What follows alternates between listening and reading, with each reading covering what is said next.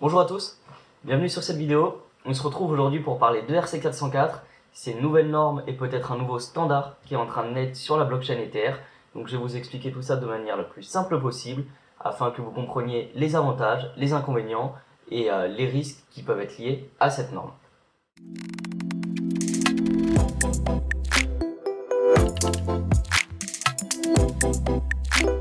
Cette vidéo, bien sûr, ce n'est pas un conseil en investissement, surtout qu'on parle de quelque chose de très expérimental qui n'a que quelques jours. Donc l'objectif, c'est de vous fournir un minimum de connaissances pour que vous puissiez comprendre tout ça et ensuite agir comme bon vous semble. Avant de commencer, si vous aimez avoir un support visuel et si vous préférez les threads pour comprendre bien ce que je vais expliquer, je vous partage en description un thread que j'ai réalisé qui explique en quelques minutes qu'est-ce que la norme ERC404 et quels sont ses atouts. Alors commençons directement en rentrant dans le vif du sujet.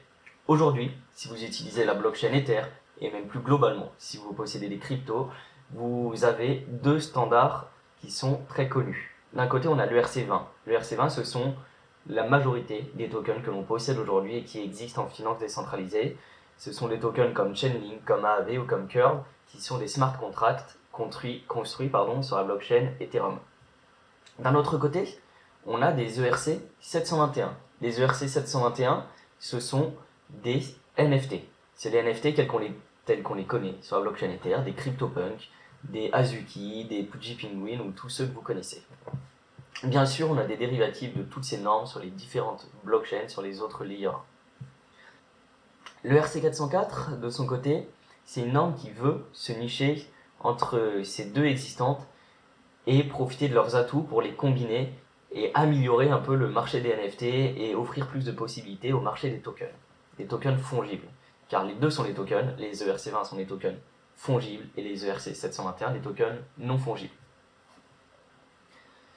Le RC404, dans un premier temps, ce sont donc des tokens que l'on peut échanger sur des DEX, que l'on peut utiliser en DeFi, que l'on peut utiliser en tant que token de gouvernance, ou tous les cas d'usage que l'on peut retrouver aujourd'hui sur les tokens ERC20. Mais en plus de ça, on ajoute les fonctionnalités d'un NFT, la visualisation d'un asset, l'engagement et les récompenses communautaires, et tout ce qu'on lie au NFT. Pour pouvoir visualiser un NFT qui est en même temps un token fongible, il y a plusieurs conditions. Aujourd'hui, on appelle ça des replicants, les produits build construits sur la norme ERC404. Il y a donc, par exemple, pour le premier projet, qui s'appelle Pandora, 10 000 tokens qui existent. Ces 10 000 tokens, vous pouvez en posséder soit un entier, si vous avez les moyens, car aujourd'hui le token c'est extrêmement valorisé, soit quelques poussières. Si vous possédez à minima un token entier, vous pourrez voir son visuel sur les différentes plateformes d'échange de NFT, comme par exemple OpenSea que je vous montre à l'écran. Donc là, on est, pour vous expliquer très simplement, sur la collection Pandora. Pandora, ce sont donc 10 000 replicants, soit 10 000 tokens, que vous pouvez voir ici. Là, cela nous semble être des NFT classiques. On voit les visuels directement, on peut acheter sur OpenSea. Mais en plus de ça, ce qui est intéressant avec cette nouvelle norme, c'est que ces NFT sont des tokens et donc peuvent être échangés et vendus dans les pools de liquidité. Ce que je vous montre cette fois à l'écran, c'est le cours du Pandora sur Uniswap. Il est donc possible à la fois d'acheter le token sur OpenSea en achetant à minima un entier ou d'en acheter des fractions si on le souhaite sur Uniswap. Ça permet à la fois de rendre plus liquide le marché des NFT car il n'est plus obligatoire de vendre directement au floor price ou à la première offre que vous avez et donc de tout de suite avoir un écart entre le prix réel de votre NFT au floor et la première offre que vous pouvez accepter. Mais là, il est donc possible de vendre sur des pools de liquidité et de vendre instantanément au marché votre actif. Cette nouvelle norme elle permet aussi de directement inclure la possibilité de fractionner des NFT, de fractionner plutôt un asset, car on ne parle pas de NFT mais de replicants, et donc de s'y exposer directement. Aujourd'hui, par exemple, si vous souhaitez vous exposer à la croissance de la collection Pudgy Penguin, qui est une collection vraiment en plein développement, en plein boom même je veux dire, ça va vous demander à minima d'acheter un NFT qui vaut 17 Ethers. C'est un énorme coût d'entrée. Vous pouvez bien sûr passer par des plateformes tierces comme Floor qui va fractionner ce NFT, qui va prendre ce NFT, le déposer dans un smart contract et en ressortir 1 million de tokens que vous pourrez acheter. Par contre, si vous passez par ces plateformes, vous avez un intermédiaire. Et on sait que nous, ou enfin pour la plupart, notre philosophie en finance décentralisée, dans la crypto en général, c'est de se passer au maximum de ces intermédiaires, car intermédiaire, ça signifie risque, ça signifie potentielle faille, et ça signifie aussi des frais qui sont pris et qui sont mis en place à chaque fois. Avec les réplicants, si je souhaite par exemple m'exposer à une future collection, on va imaginer que les Pudgy Penguin fassent une collection de réplicants, ils vont avoir 10 000 assets, et si je n'ai pas les moyens d'en acheter un, je peux acheter 0,1, 0,01 assets, et donc m'exposer à la croissance de cette collection. Et si par la suite le prix baisse, ou si j'ai envie de poser, d'investir plus dans cette collection, je vais pouvoir acheter un token entier et donc avoir le visuel qui représente mon investissement et qui représente mon actif. Les deux solutions qui sont donc corrigées avec cette norme ERC404 par rapport aux ERC 721, ce sont la fractionnabilité des NFT. Il est beaucoup plus simple de les diviser et de s'y exposer, et ça permet d'accroître la liquidité sur le marché, voire même par la suite de lister des collections sur des exchanges centralisés, de pouvoir les trader directement. Pour revenir donc à la norme et vous expliquer ce qui s'est passé avec les ERC 404, le marché est tout récent. Le premier projet qui a lancé une collection sur cette norme, c'est Pandora. C'est même Pandora qui a créé cette norme. Pour faire très simple, ils ont lancé donc leur vente de tokens le 2 février dernier, et à l'heure où je vous parle, nous sommes le 8 février au matin, il y a donc à peine 6 jours de ça. Pandora, c'est donc le Twitter que je vous affiche à l'écran, qui a créé cette norme, et il faut bien préciser qu'aujourd'hui on parle d'une norme expérimentale. Elle n'a pas été approuvée. Pour qu'une norme soit approuvée, comme un ERC20 ou un ERC 721, il faut qu'elle passe par un EIP, donc par un vote global de la communauté Ethereum, et que celle-ci soit approuvée et reconnue. Ça va lui donner de la légitimité et une facilité d'utilisation et d'implémentation beaucoup plus complète sur les différentes DApps que vous connaissez. Pandora est donc le premier projet, c'est encore très expérimental, et d'autres projets ont par la suite suivi. Le premier projet qui a aussi innové de son côté s'appelle Dfrog. Dfrog, c'est un projet PFP qui se build sur cette norme, car Pandora, comme vous l'avez vu, c'est un projet qui fait des réplicants, mais les réplicants ont des visuels très basiques et n'ont pas cet aspect PFP que l'on recherche sur différentes collections. Dfrog, je vous le montre à l'écran, c'est donc cette première collection PFP qui est arrivée, de 10 000 Dfrog, un mix entre les PP que l'on connaît bien et les D-Gods. Je vous affiche quelques visuels à l'écran pour que vous puissiez comprendre. Les deux collections, elles se sont très vite valorisées, surtout Pandora, car on parle d'une collection OG et beaucoup spéculent sur la suite de cette narrative. Imaginons que l'ERC 404 devienne une norme totale demain, un standard utilisé par tous et vraiment un nouveau type de produit comme on connaît les tokens, les NFT, on connaîtra les réplicants, et Pandora sera l'OG, sera le tout premier projet à utiliser cette norme et donc il se valorise énormément. On parle à l'heure actuelle d'une market cap de 210 millions de dollars, alors qu'il y a quelques jours, le token s'est lancé autour des quelques centaines de dollars. Alors vous l'avez compris, on parle de quelque chose d'expérimental, de quelque chose de nouveau, ce qui veut dire très risqué. Je viens de vous présenter les premiers projets qui ont construit sur cette norme, mais à l'heure actuelle, il y en a déjà énormément d'autres. Pour la plupart, ce sont des collections NFT qui se bridgent ou qui innovent en utilisant des réplicants. Mais on n'a pas encore de réelle innovation, on n'a pas encore de réelle valeur ajoutée. À mes yeux, ça a demandé du temps avant que des builders comprennent clairement les avantages qu'ils peuvent tirer des réplicants et qu'ils ne fassent pas qu'une importation de collection NFT sous cette nouvelle norme. On peut imaginer différents cas d'usage. Par exemple, tout simplement ce qui se fait actuellement, importer des collections NFT, les mettre sous cette norme et les rendre plus liquides et les rendre fractionnables. Mais on peut aussi imaginer par exemple des nouvelles tendances pour les meme coins. On sait qu'aujourd'hui les meme coins sont quelque chose d'essentiel dans cet écosystème crypto. Ce sont des points communautaires très importants. Ils rassemblent, ils fédèrent avec différents GIFs, différents visuels. Et on peut imaginer demain, par exemple, des meme coins avec une très grande supply où posséder un actif entier sera possible pour tout le monde et donc une identité communautaire très forte pour toutes les personnes qui s'y attachent.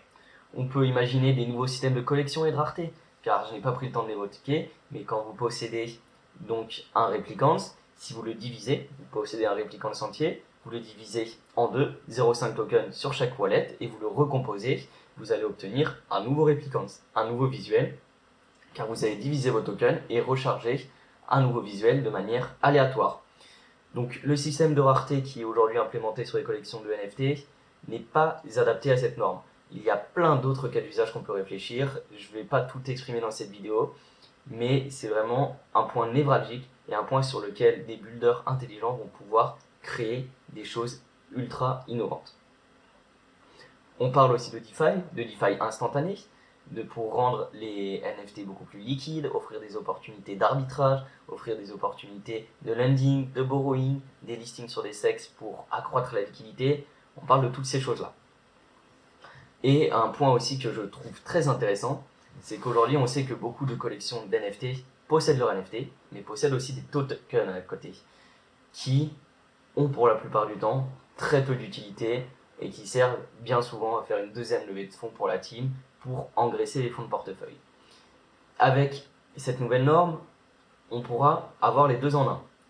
Vos replicants, que vous pourrez posséder soit en entier, imaginons que demain des wallets vous permettent de freezer token et donc de ne pas risquer de burn votre replicants ou de casser le token que vous possédez, vous pourrez garder celui-ci et avec les autres poussières, les utiliser au sein de jeux, de DApp ou de choses connectées à un écosystème.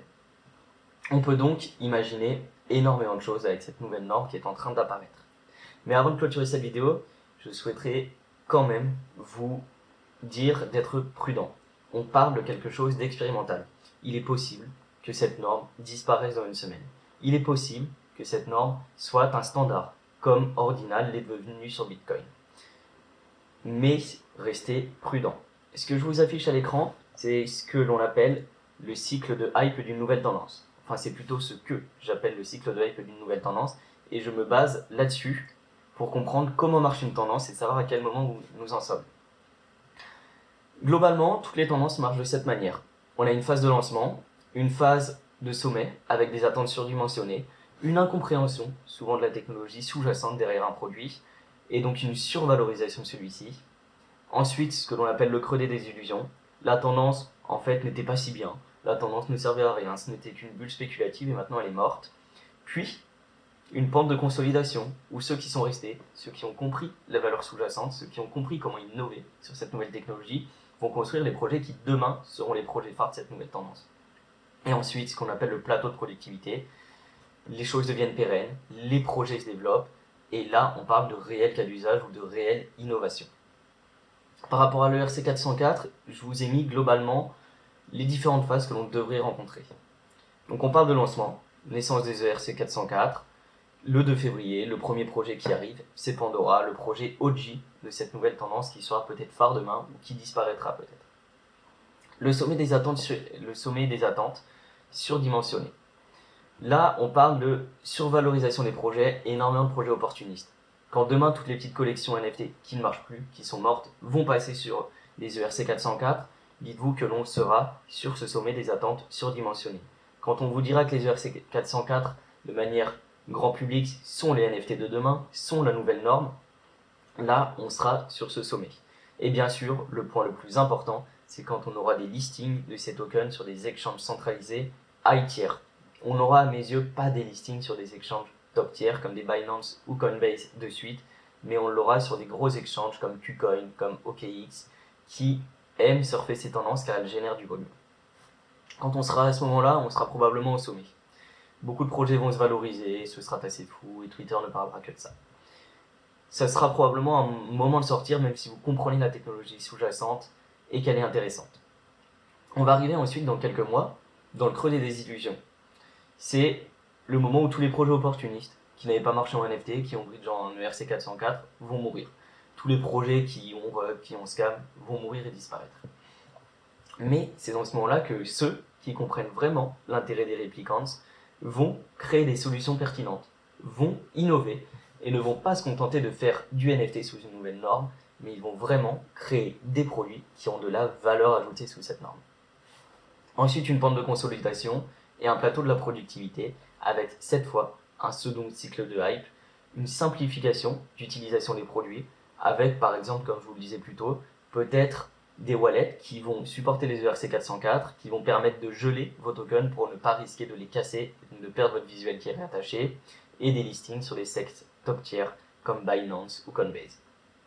Voilà globalement comment je vois l'évolution de tout ça.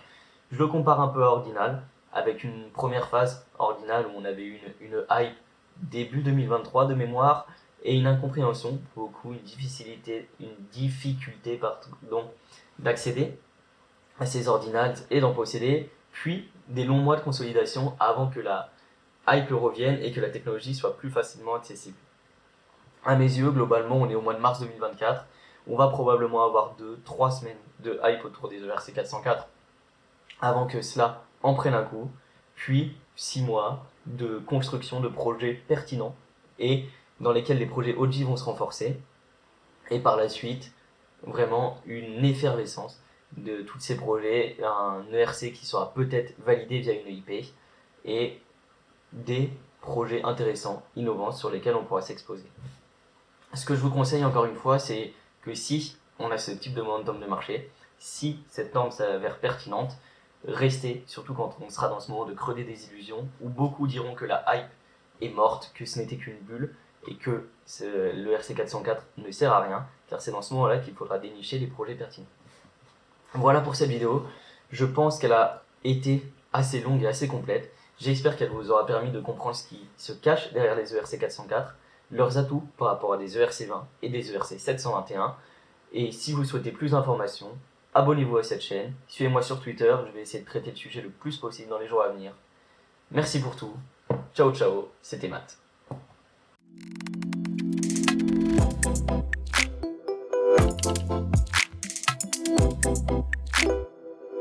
Thank you.